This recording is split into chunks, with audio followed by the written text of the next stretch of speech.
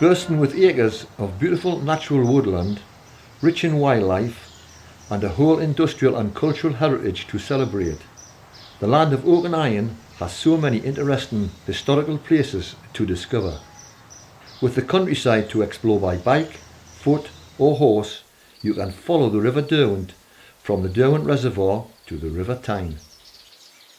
Come and discover or find out for the first time what makes the easy accessible Derwent Valley the perfect destination for a visit. This beautiful steep-sided valley has an abundance of natural oak woodland, meadows, riverbanks and rich in wildlife which are a delight to explore, walk and relax in.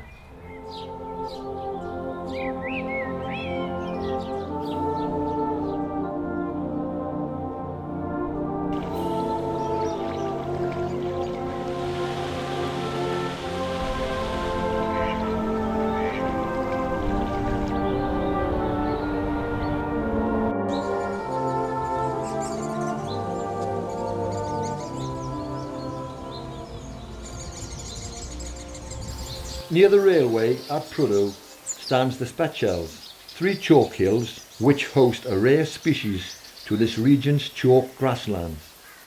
The nectar-rich flowers host many types of butterfly, and they are notable populations of solitary mining bees. Northern Kites was a groundbreaking project reintroducing the red kite into the Derwent Valley skies after an absence of almost 200 years. Approximately 90 birds presently inhabit the area, mainly in the lower Derwent Valley. The red kite is unmistakable with its russet plumage, distinctive forked tail and wingspan measuring over 1.7 metres. The natural resources of the land of oak and iron include iron ore, coal and woodlands, led to local entrepreneurs developing world-leading industrial sites. The area once hosted a world-leading iron and steel industry, was at the heart of the British sword making and the home of the largest iron manufacturer in Europe, attracting wealth and culture to the area. Located on the north bank of the River Derwent at Allensford are the ruins of a late 17th century blast furnace and a calciner kiln. The site was traditionally associated with the renowned Oley sword makers of Shotley Bridge. The Oley family, who fled from Solingen in 1691, settling in the village of Shotley Bridge at Cutler's Hall. They established an extremely successful high-quality sword and cutlery manufacturing industry, producing their highly acclaimed hollow sword blades. Hidden from view, down a peaceful country lane, stands a remarkable stone building, DERWENTCOTE steel furnace. Built in the 1730s, DERWENTCOTE is the earliest and most complete surviving steel making furnace in Britain. The earliest village of Unleighton Mill was situated in an area of significant industrial importance. In 1691, Ambrose Crowley set up an extremely important manufacturing plant, which became the largest producer of ironware in Europe for over 100 years. The only remains of this site is a large wall. This late 17th century forge, located at Unleighton, was undoubtedly linked to Crowley's industrial empire. At the time, Unleighton was a small rural settlement before Crowley established his ironware manufacturing business. Situated in the village of Highfield, overlooking the Derwent Valley near Rowlands Gill, are the remains of the Winfield beehive coke ovens. This method of coke production was a design pioneered within the Durham coalfield. These works played a central part in providing vast quantities of fuel for the rapidly growing iron and steel industry. In the late 19th century, this industrial site was an extensive production complex, including a large coking plant, alloy factory and electricity generating station.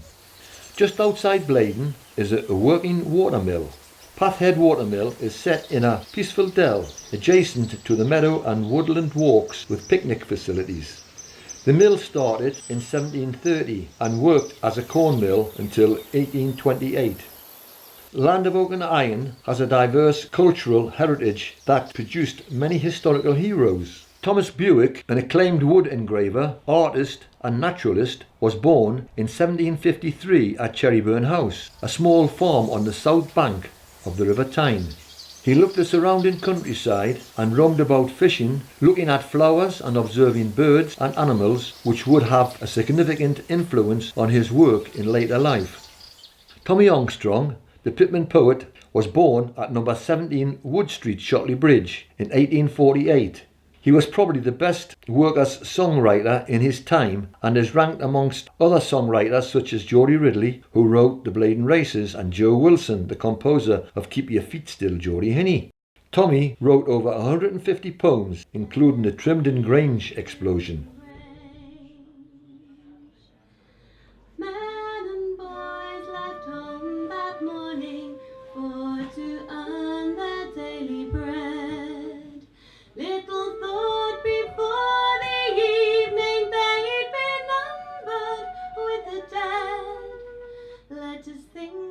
William Shield is undoubtedly a neglected musical genius born here at SWALWELL in 1748. He rose to be the principal violinist at Covent Garden, now the Royal Opera House, from 1773. Here he met Joseph Haydn, and in 1817 Shield was appointed Master of the King's Music. He is interred in Westminster Abbey. Shield is recognised as the composer of the melody Auld Lang Syne, with the words written by Robbie Burns. Gibside Estate is one of the most important 18th century designed landscapes in the north of England. The main house on the estate, now a shell, was the home of Mary Eleanor Bowes. At the age of 11 years, she inherited an enormous fortune and became the wealthiest heiress in Europe. Mary Eleanor is an ancestor of Queen Elizabeth II. Margaret Dryborough, born in 1890, daughter of a SWALWELL minister, became a teacher and later, at the age of 29, worked as a missionary in China.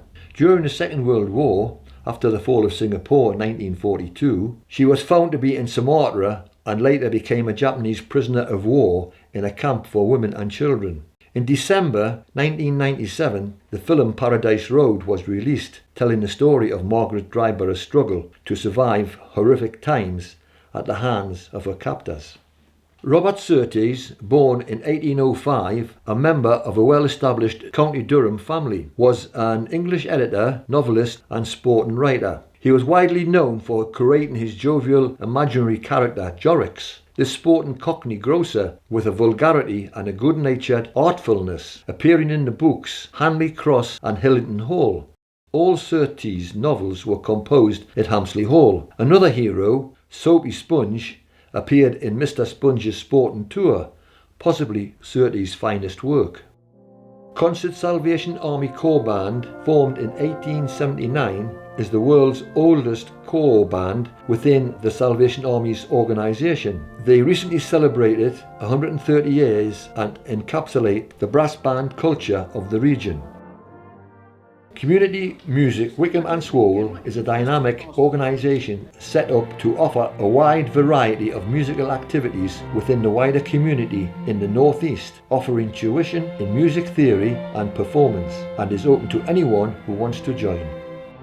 Rapper dancing is a variation of the sword dance that emerged from the pit villages where miners first performed this tradition over 200 years ago.